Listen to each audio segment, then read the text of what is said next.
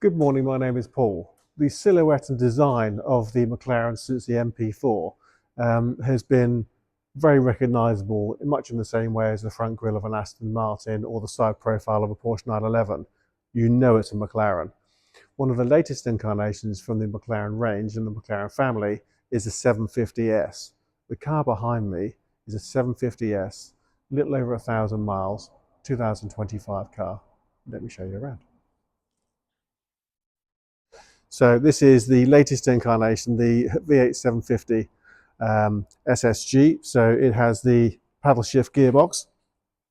Now, this is a deeply impressive car. It's not like the long tails where it's a very focused ride in terms of very sort of a track focused. The interior is comfortable. The seating position and the seats are incredibly comfortable. And it's a good all-round car. It's a car that you can comfortably do lots of miles in.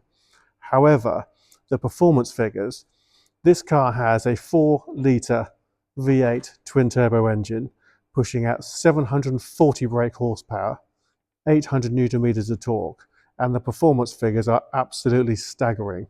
So it has a 0 to 62 of 2.8 seconds, a 0 to 124 of 7.2 seconds, and 0 to 186 in 10.1 seconds. That is staggering. It's all kept in line with proactive chassis control, which is a very clever way of making sure that this car stays on the road. For a track focused car, those figures would be astonishing. This car has all the ability of a track focused car, but it's wrapped up in a roadster which is comfortable and certainly comfortable enough to do long journeys in. And that makes this a deeply impressive car. Now, I've driven a lot of McLarens, a lot of supercars in general, and one of the things that I've always thought when driving a McLaren is how technically marvellous they are. They are a very technical car. If you compare a McLaren to, say, a Lamborghini feels like it's brute force. It does the job with brute force, whereas the McLaren, I think, is more like a surgical instrument. But I've got to say, with 740 brake horsepower and 800 newton meters of torque, there is actually an awful lot of brute force mixed in here as well. So I'm just going to zoom in here. So the colour is anthracite, which is a really nice metallic colour. I would do this outside in the sun, but there's a lot of pollen flying around. I don't want to spend my time sneezing while I'm talking to you. So this rear wing, this has active aero. So this rear wing will raise and lower according to the road conditions and the speed. And it actually comes up as an air brake as well. So it's not just there to look good and for style. It is actually there for a very good reason. And it helps to keep this car on the road. You can see the exhaust exiting out of the back and slightly upwards. Just tucked in underneath here, you can see a very clean view of engine components. And then you can see right underneath there the lower splitter, and that is designed to funnel air underneath the car as efficiently as the outside is designed to funnel air through the car. One, to make it very slippery through the air, and two, to direct air into cooling, into feeding the engine and keeping the car squarely on the ground. All of these body panels, much like you find in an F1 car, all these body panels are all designed with a specific purpose in mind, and that is the flow of air around, over and underneath the car, to disperse heat, to produce air and cooling, downforce and cornering control. It's a very technical car indeed. Every part is just beautifully made.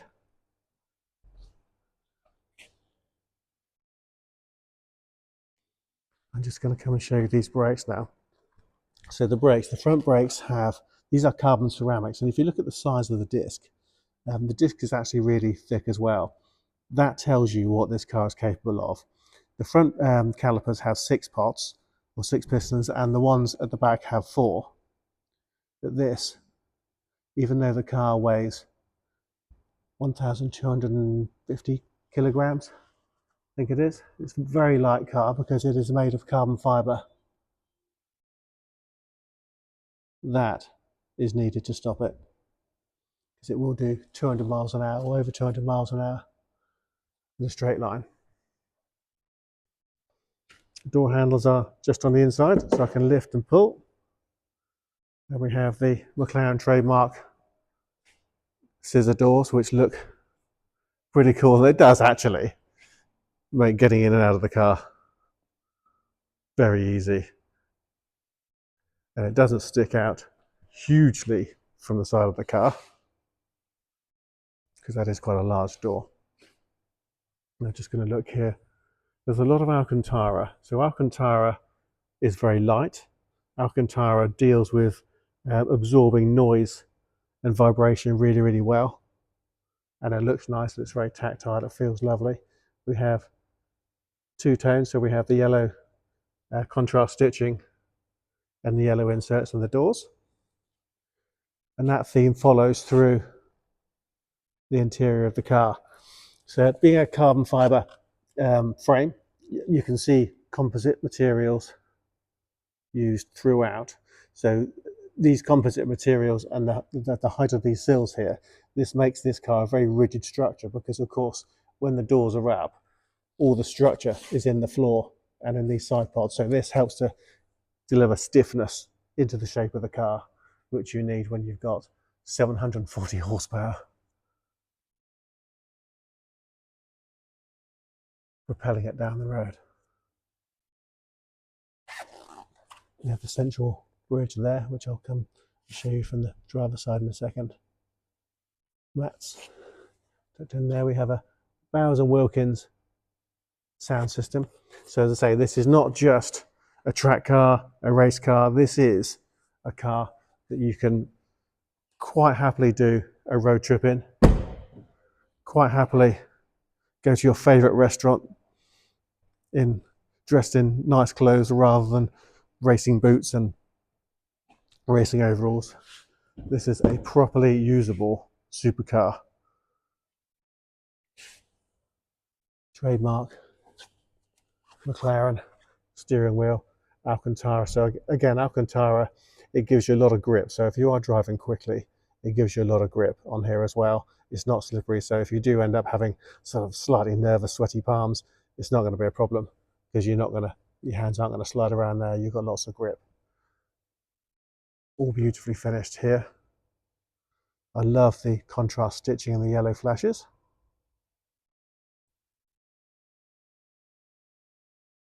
And these seats are a work of art. So it's got the comfort seats, but here and through here you've got perforations. You've got 2-tone Alcantara and leather running through the center, and contrast stitching, which makes this car look fabulous. And they are so comfortable. There's a lot of lateral support here, and that's needed because of course this car does corner incredibly well with its active aero. Underneath the armrest we have some charging points and the tracker fobs, USB and USB-C. There's the roof buttons, so that wind deflector goes up and down, as well as the hardtop going up and down. The gear change panels. We have a suspension lifter to get you over those speed bumps, and then here we have aero, wing and launch control. This is your traction control, and you also have different modes, and here is your gearbox as well, so you can change the character of the drivetrain, so you can have it changing gear up and down through the gears really quickly, holding onto gears for longer, delivering more power with the right foot, because the right foot, the accelerator pedal has sensors in there, so it doesn't just monitor how far your foot goes down, it monitors how quickly your foot moves on the accelerator pedal. There's a yaw control, so it's not going to change gear halfway through bends, and of course you can just opt for manual if you want to. The speed, the odometer, sorry, is showing 1039 miles from new. Now I can turn on the ignition. I can't turn on all the aeros and what have you until the engine's running, but of course when the engine's running my microphone just picks up lots of other noise. You can see here, navigation system.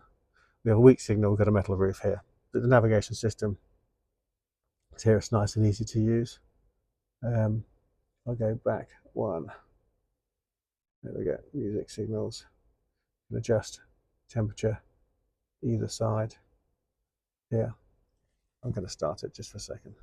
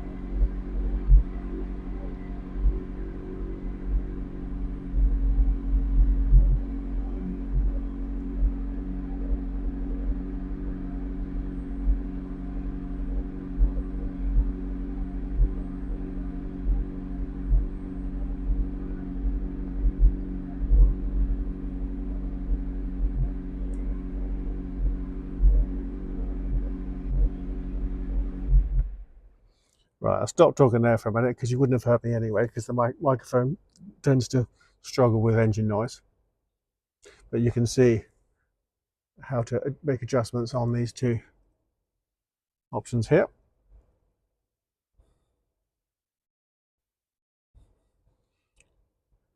That one drives the information screen. This one here is your cruise control. We have paddle changes left to change down through the gears. You can see the minus. Right to change up through the gears. You can see the plus, or you can leave it in automatic. There is a camera system, which is a nice clear camera. So if I go turn that back on, I flick through using this stalk down here, and then click. We can see now we have a nice clear camera, which makes maneuvering, etc. nice and easy. And then you can see onboard computer functions are all there.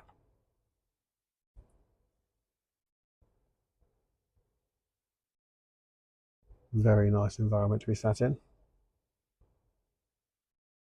Very, very impressive performance. And it looks spectacular.